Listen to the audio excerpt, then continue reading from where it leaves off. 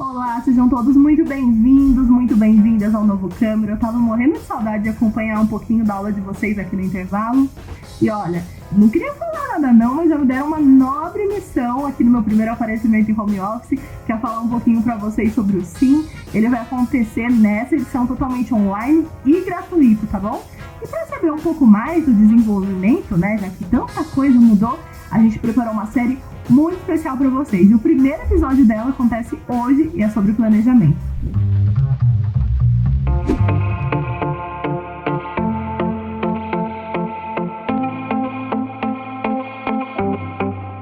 Iniciamos hoje uma série de entrevistas para falar sobre o evento mais aguardado por todos nós. É claro que é o evento SIM.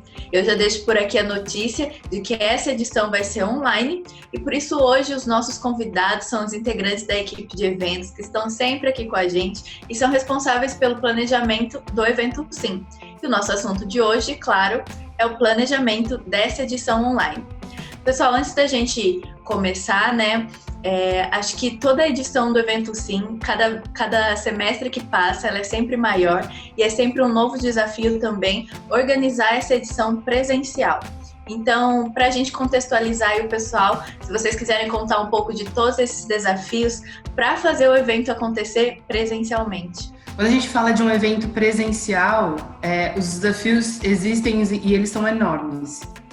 Principalmente quando a gente fala de um evento que traz muitas pessoas, como é o evento SIM. Então, a logística, o planejamento, os auditórios, o número de palestras, a quantidade de pessoas que cabem por sala, isso é muito desafiador. Isso exige um planejamento muito grande.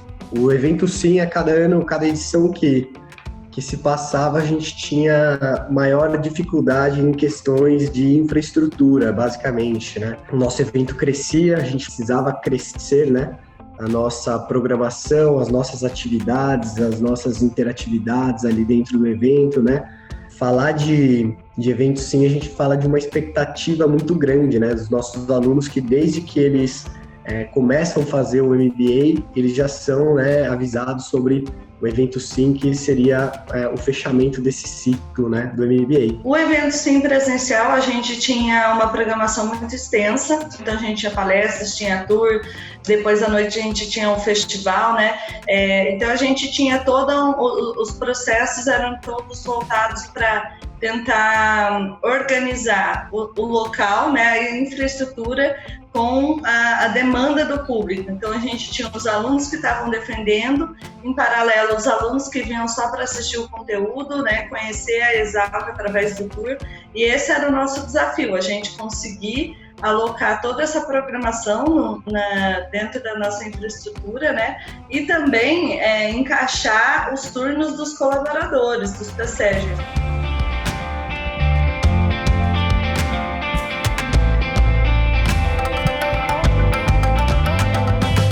Lá no início do ano, para quem acompanhou, a gente fez uma entrevista, participou a Marina e a Renata, e a gente contou sobre como ia ser a edição de julho de 2020, tudo que ia rolar no evento, programação, toda a expectativa, e aí de repente chega esse balde de água fria, né, todo esse cenário mundial, e a gente tem que mudar o evento para online.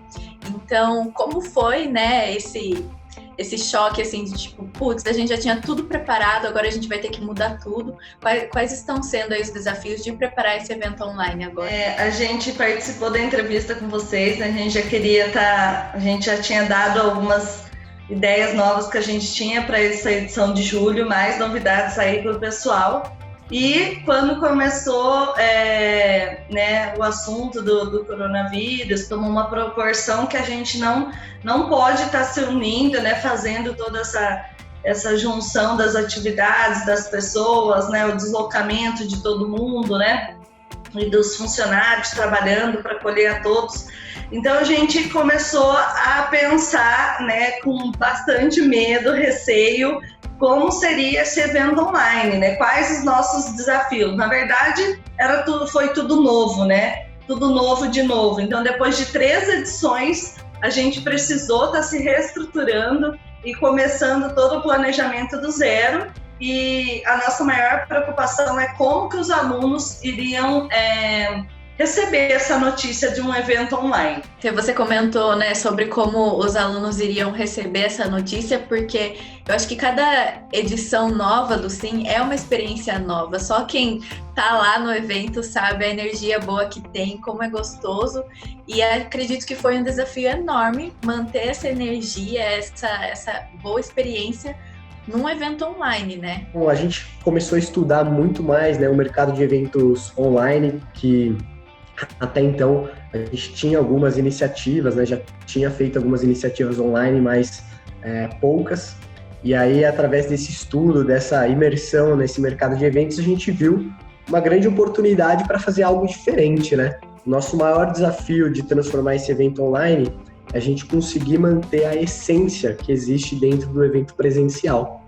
Então, a gente vai ter muitas salas diferentes, não só as salas expositoras de palestras, né? A gente vai ter salas de network, a gente vai ter salas de bate-papo, a gente vai ter salas de construções coletivas, pontos de informações, patrocinadores com salas online. Então, a gente hoje está tratando o evento Sim como uma vitrine dos produtos do PSEG. E a gente vai ter a oportunidade de mostrar para todo o público presente, mesmo virtualmente, todos os nossos produtos, e que não é somente o MBA Exalc. Então, a gente está falando de diversos produtos de solução para o mercado que o PSEG oferece, que talvez tenha muitas sinergias com as propostas de trabalho de todos os nossos alunos e de quem também não é aluno.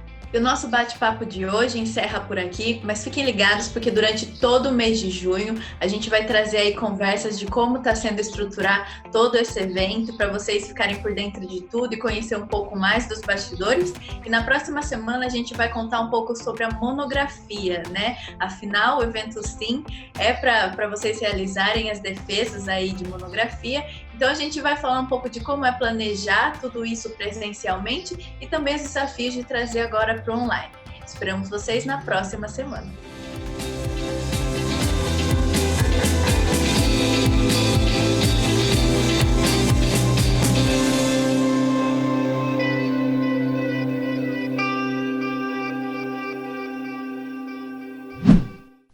Bom, como vocês perceberam, apesar de online, o Sim está sendo preparado com muito carinho por toda a equipe.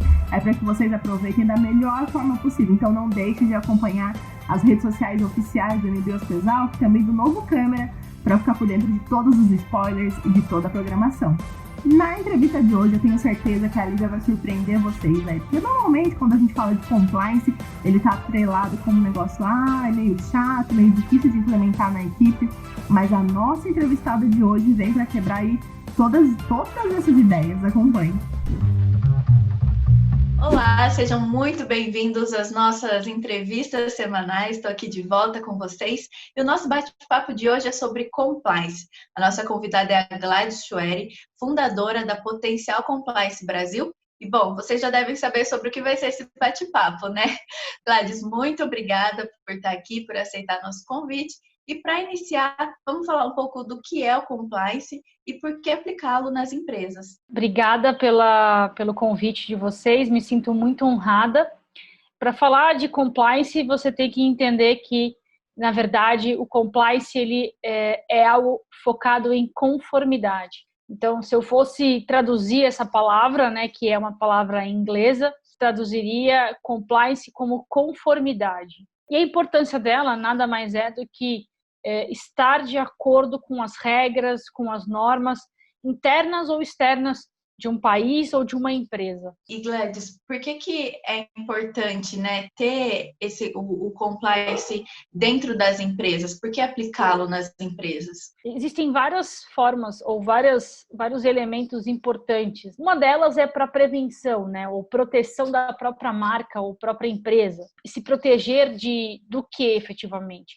De corrupção, de lavagem de dinheiro e de outros elementos que são importantes, são relevantes dentro desse mundo de conformidade. E hoje, se uma empresa quer se comunicar ou quer fazer negócios com outras empresas, ela tem que estar em conformidade com uma série de práticas que são comumente utilizadas em empresas internacionais. Porque, primeiro, você se previne de muitas más práticas internas e externas, e, adicionalmente, você conversa com o mundo, né? Conversa com empresas internacionais para falar e fazer negócio. É extremamente relevante isso. Mas eu diria que o mais importante é a proteção da empresa e também a proteção da integridade dessas empresas e das pessoas que ali estão. Bem, para situar o pessoal, então, conta um pouco para a gente da sua história e como que você ingressou nessa área de compliance. Bom, eu comecei em 2008 como trainee mesmo, mas mais focado em auditoria externa. E ao longo da carreira, a gente vai se formando, vai se interessando por outros temas. E eu descobri esse tema na consultoria, né? Quando eu comecei a fazer consultoria, saí um pouquinho do mundo da auditoria contábil e vim para consultoria. E comecei a descobrir vários temas interessantes, como governança corporativa, auditoria interna e o compliance. Com a oficialização da Lei Brasileira Anticorrupção, que é a 12846, isso veio mais à tona, né? Veio mais impulsionado aí essa vontade de conhecer um pouco mais sobre a temática de compliance, e eu pude estudar, me certificar, fazer alguns cursos, mergulhei aí de cabeça nessa temática do compliance, e agora, olhando um pouco mais para essas questões de inovação, estou trazendo aí o compliance com a inovação para mudar um pouquinho também a mesma forma que é feito o compliance nas empresas. Bem, a partir disso, então, que surgiu a iniciativa que é a Potencial Compliance Brasil, é isso? Conta um pouco dessa iniciativa e qual o papel que ela desenvolve. A Potencial Compliance Brasil, eu brinco que ela não é uma empresa, ela não é uma consultoria. Ela é uma iniciativa que reúne profissionais de governança corporativa, auditoria, compliance, auditoria interna, externa, todo mundo que gosta dessa temática de compliance, né? A gente tem alguns grupos segregados aí já com mais de 1.000 integrantes e a gente sempre se reúne no sentido de discutir, dividir, compartilhar conhecimento. Eu acho que esse é o grande legado do compliance, é quando você potencializa o conhecimento. Então, o Potencial reúne esses profissionais, a gente compartilha conhecimento, conteúdos que estejam disponíveis na internet, dúvidas, né? Às vezes os profissionais ali, eles se reúnem justamente, olha, eu tenho uma dúvida, vocês podem me ajudar com um determinado tema, enfim. E a gente sempre tem também o insight, né? Ou a ideia, né? De trazer sempre inovações, né? Coisas novas para que os profissionais também saiam da zona de conforto para justamente trazer essas inovações, coisas novas, temáticas que eventualmente sejam interessantes para a aplicação dentro do compliance. O assunto de compliance, às vezes, cria talvez uma barreira para muitas pessoas, né? Pensa, nossa, isso daí é muito difícil, eu não vou conseguir. E, na verdade, você tornou o tema, né, a aplicação do compliance algo mais acessível e mais legal. Então, conta pra gente, como tornar o compliance mais acessível e quais ferramentas aí você utilizou? Existem algumas visões do compliance. Primeiro, ele vai engessar o meu negócio. Segundo, o compliance é muito caro, então eu não vou fazer. Ou eu não preciso de compliance porque eu não atuo com a administração pública. Muito embora esses elementos possam ser verdade em alguns casos, mas para torná-lo mais lúdico, mais divertido, mais interessante, a gente trouxe algumas ferramentas para trabalhar com compliance, em especial um pilar que é muito requisitado dentro do programa, que é a parte de treinamentos, né? Treinamentos de comunicação. Então, para se tornar mais lúdico, a gente criou algumas ferramentas, como os jogos de tabuleiro e também, vou dizer que é uma nova ferramenta, mas é um álbum de figurinhas que se troca as figurinhas, obviamente, entre os colaboradores, para que eles possam estarem mais engajados na questão do compliance. Então, nós temos aqui o álbum de figurinha que eu montei, e ele logo de cara, ele fala o seguinte, né? Monte sua história de compliance. Programas de compliance, eles não podem ser iguais. Por que disso? Porque cada empresa tem um valor, cada empresa tem uma missão, um objetivo. E aí, esse álbum de figurinhas, na verdade, por que ele vai ser montado, né? Ele é baseado no storytelling, né? Que é uma ferramenta de inovação, e cada empresa tem a sua. Então, acho que essas ferramentas estão sendo bastante interessantes, justamente porque trazem esses insights de inovação, né? Assim como também os jogos de tabuleiro. Então, baseado nesses elementos, a gente tenta envolver os profissionais para justamente trazer o engajamento. Essa é a grande vamos dizer assim, o grande cerne, né, dessa questão do compliance e da inovação, para não simplesmente ser mais uma regra que ele tem que cumprir. A primeira parte do Novo Câmara fica por aqui, mas no próximo intervalo a gente se encontra.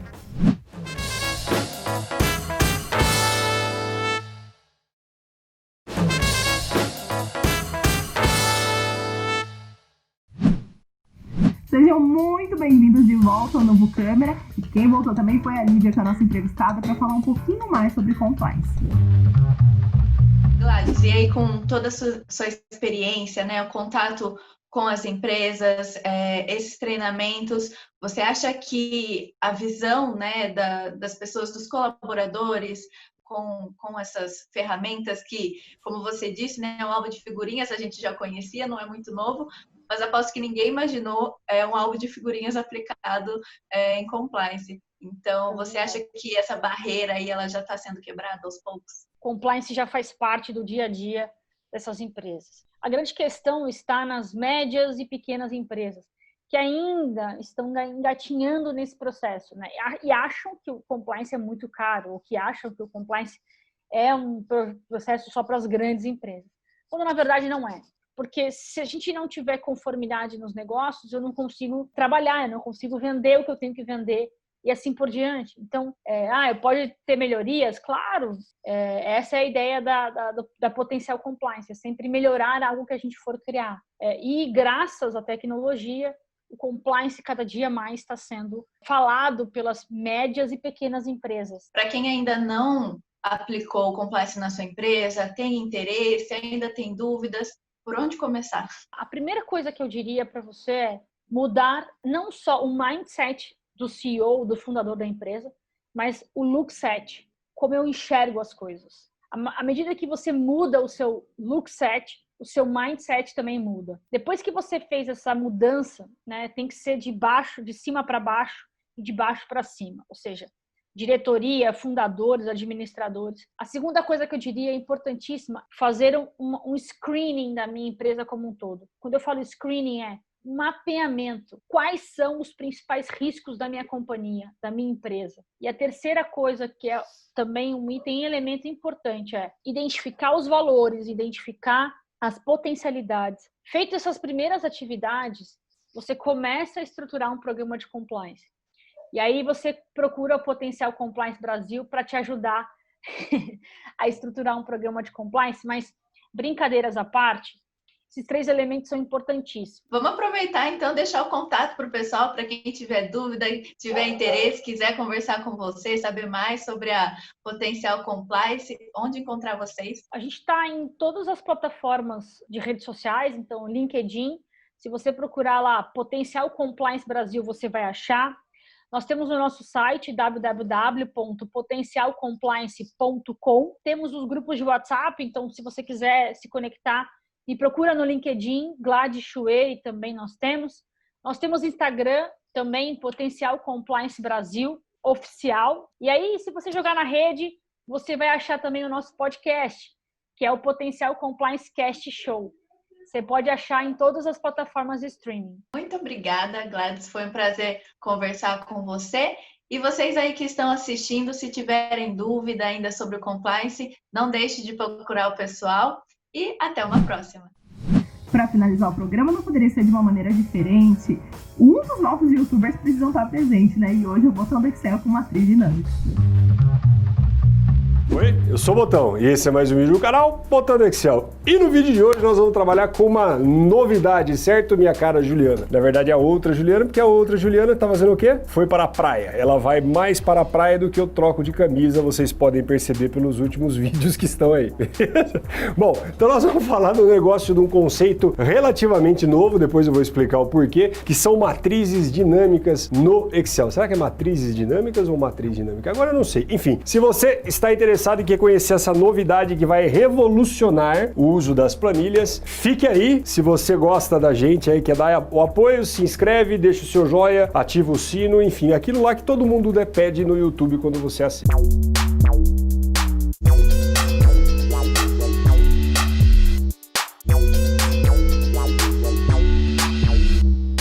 O que é a matriz dinâmica, minha cara Juliana lá do B?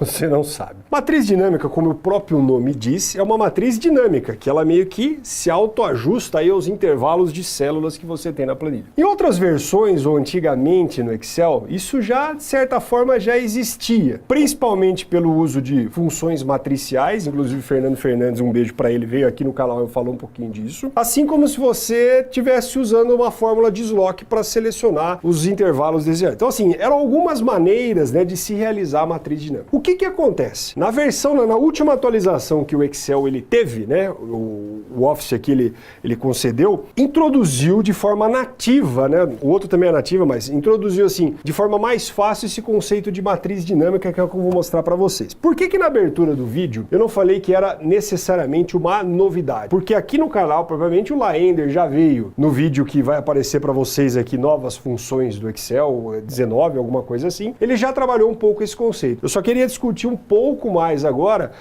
quais são as novidades, ou seja, os potenciais dessa matriz dinâmica e quais são aí as limitações, beleza? Então por que também, além da questão do Laender, por que eu falei que não era exatamente uma novidade? Corte, por favor, minha cara Keiciane. Então o que eu coloquei no Google? Fórmulas de matriz dinâmicas em Excel com reconhecimento da dinâmica. O que você precisa entender disso? Por enquanto, bosta nenhuma, porque depois nós vamos mostrar o que é essa matriz dinâmica. O que eu quero que vocês prestem um pouco de atenção? Então olha aqui, ó. Primeiro comentário. Em setembro de 2018, introduzimos matrizes dinâmicas. Então note, meus queridos e minhas queridas, que isso não é exatamente uma novidade. Estou falando aí de setembro de 2018. Então 2019, 2020 vai para quase 2 anos daqui a pouco que tem esse negócio e você talvez ainda não conhece, tá? Então, só para mostrar que não é exatamente uma novidade, é que antes, né, isso daqui estava naquele Office Insider, que se você observar depois aqui embaixo vai ter aí as colocações. Só que agora isso vem vindo para dentro do pacote Office das pessoas normais como a gente, né? Não simplesmente esses caras que mexem com Office Insider. Então, o que é essa matriz dinâmica, como o Excel colocou aqui? Vou agora cortar para o Excel para que a gente consiga trabalhar. Imaginem que nós temos uma base de dados aqui, que inclusive vai ser trabalhada nos próximos 2 vídeos com funções aí do Excel, em que eu vou fazer o uso de uma matriz dinâmica. Por exemplo, se eu vir aqui, tá? Eu não vou usar nenhuma função, tá? Só vou mostrar o conceito da matriz dinâmica e que este vídeo vai ser importante para os outros vídeos, né, de novas funções que nós temos aí dentro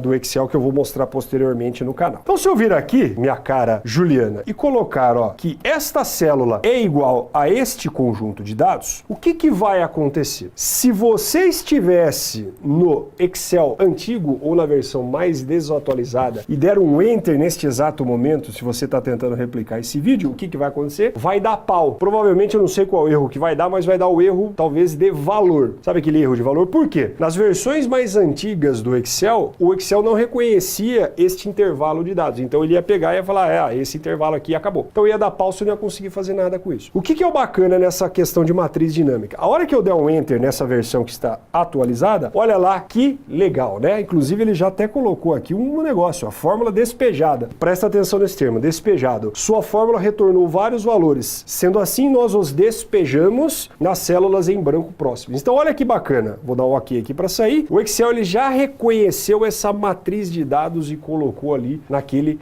intervalo. Inclusive, ó, se eu começar a clicar aqui, eu não sei se vocês estão vendo aqui em cima, tá vendo aqui, ó, na barrinha de fórmulas, que continua o mesmo intervalo. Primeiro ponto, eu não precisei fixar praticamente nada, né? Segundo ponto, tá vendo que ali aparece o intervalo, mas ele não tem nada aí atrás. Ele está simplesmente em cima desta célula aqui. Então note, eu não montei a função em cima da célula E3, que está aí para vocês. As outras células que foram despejados esses valores, elas não têm praticamente nada atrás. Inclusive aí vai um negócio legal. Você colocou uma função aqui, deixa eu tentar atualizar lá. Vamos supor aqui que Guariba, eu vou inserir uma linha aqui, ó, inserir e vai deslocar para baixo. Olha que bacana, tá vendo ali que a minha matriz aqui do lado, ela já automaticamente correu, ou seja, a matriz foi dinâmica. Qualquer coisa que eu coloque aqui dentro, automaticamente isso aí vai ser despejado cada vez mais para baixo. Então assim, qual que é o lance dessas matrizes dinâmicas? É conceder produtividade ao usuário do Excel. Porque se você, por exemplo, precisasse fazer isso no braço, igual dá para fazer, ia levar um pouco mais de tempo, tá? E o lance aqui, como eu disse, é produtividade. Deixa eu excluir aqui a minha função. Se você observar aqui, ó, a matriz dinâmica ela coloca. Bom, de tudo isso que eu coloquei para vocês, você viu que a palavra que eu mais ressaltei foi a função, né, ou pelo menos a palavra despejar. O que essa palavra despejar ela quer dizer? Como eu disse, isso daqui aparentemente não tem nada atrás dele, tá vendo? Inclusive, que faz essa áurea azul aí, ó, aparentemente não tem nada. Mas vamos supor que você vai vir aqui, ó, na hora de montar a célula ou depois disso, e eu vou escrever uma palavra aqui, ó. João, tá vendo que na matriz dinâmica aqui eu estou colocando uma barreira para minha base de dados dinâmica? A hora que eu dou isso, Juliana, olha o que vai aparecer. Um novo erro que nós temos no Excel e que o Laender inclusive já falou, que é o erro de despejar. Só por exercício eu vou fazer isso nas outras células também, ó. Então, beleza. Você está vendo, então, portanto, que a sua função aqui do lado, ela não funcionou. Por que ela não funcionou? Porque a matriz que você montou, olha lá, ó, na célula E3, que está com esse pontilhadinho, está sendo interrompido por valores que você colocou na sua planilha. Inclusive, ó, então, esse aqui é um novo erro que o Excel tem, o hashtag despejar. Em versões antigas, eles não têm. Então, se eu clicar aqui nessa... O que é essa porra aqui? Como é que chama? Uma plaquinha de exclamação. Olha lá que a mensagem que vai aparecer. Uma célula na qual eu preciso despejar os dados não está em branco, ou seja, ele não vai conseguir despejar. Se você clicar aqui, vai aparecer uma opção, ó, selecionar células que estão obstruindo aí a matriz dinâmica. A hora que eu clico aqui, ó, automaticamente o Excel ele vai selecionar essas 3 coisinhas que é onde eu estou despejando. Se eu simplesmente vir aqui e deletar isso daqui, você concorda que eu não tenho mais um impedimento, Juliana? Se eu não tenho mais um impedimento, olha lá que bacana, a minha matriz, a minha matriz vai conseguir ser dinâmica e voltar. Então é basicamente isso, pessoal, o que a matriz dinâmica faz. Esse esquema que o Excel trouxe, né, a nova versão do Excel trouxe, vai otimizar muito a rotina de trabalho se a gente pegar, tá? Então se eu olhar outros canais que já inclusive tem esse conteúdo, que tratam sobre esse conteúdo, vão falar a mesma coisa. Tem muita coisa que vai ser otimizada com essa nova possibilidade. Aonde que nós temos que tomar cuidado, minha querida Juliana? Eu tô com a versão atualizada, não tá? Se você que não tem a versão atualizada, eu montar esta planilha em matriz dinâmica e te enviar, o que vai acontecer? Vai dar pau, porque eu não tenho compatibilidade de versões. Então assim, o cuidado que nós temos que ter antes de você utilizar esta ferramenta, saiba que ou você vai utilizar num negócio que só você vai utilizar e portanto está atualizado, ou que quem vai receber essa planilha tem a versão mais atualizada. E nesse ponto também eu gostaria de fazer um outro comentário, só finalizando essa linha de raciocínio, acho que está tudo certo, né? Basicamente você precisa saber que isso explode e recolhe automaticamente, e se ele não conseguir explodir e recolher automaticamente, você tem o erro de despejar. Tem até um outro lance de intersecção, mas ia ficar muito complicado pra gente trabalhar nesse vídeo, eu vou trabalhar em outras coisas, aí rende conteúdo pra mim também. Então, beleza? Matriz dinâmica é isso. Ela tem o dinamismo de explosão aí do intervalo, e se você colocar algo que estanque, vamos colocar assim, essa explosão, ele vai despejar pra fora. Note aqui, meus queridos, que esse foi até um erro quando a gente colocou, eu vou colocar aqui até um tutorial da função classificar, tá vendo ali que no vídeo do Laender está lá, Excel novas funções 2019. Se você for ver bem, isso na verdade ele é um erro. Por quê? Porque não tem mais função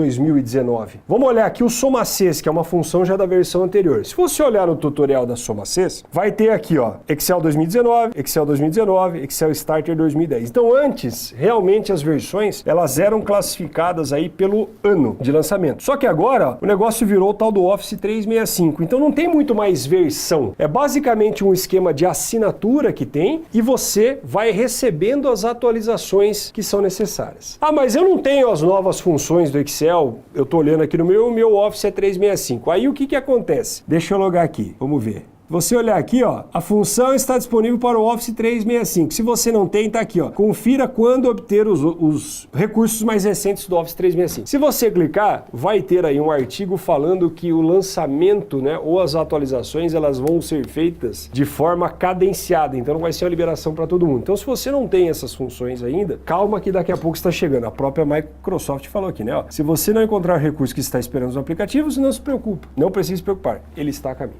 Beleza? é uma função, né? Um conjunto de funções, de conceitos extremamente importante. Então vai praticamente morrer o Ctrl Shift Enter, já que o Excel vai fazer isso automático. A produtividade vai aumentar muito no uso de algumas ferramentas que a gente colocou, tá? Então é basicamente isso, beleza? Então se você gostou, deixa o seu like, se você não gostou, deixa o seu dislike e tamo aí. O negócio aqui é bastante democrático. E agora nos vídeos seguintes, nós vamos mostrar as ferramentas individualmente desse novo pacote do Office 365, tá bom? Então, um beijo nas crianças, um beijo nas crianças, um beijo nas meninas e um chute nos meninos e até a próxima semana, onde a gente vai apresentar funções novas.